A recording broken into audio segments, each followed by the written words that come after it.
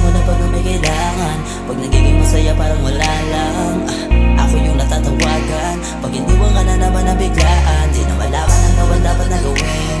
Ba't gusto sa ibang mapraning? Kaya naging madalas na maglasing. Kasi alam ko na malabo mo na magustuhan ang katulad ko, na hanggang kaibigan lamang na pag merong problema palaging kasama. Ako yung taga-abot mo ng panyo sa tuwing nilalamong ka rin nilang drama. Di mo pa rin ba maramdaman?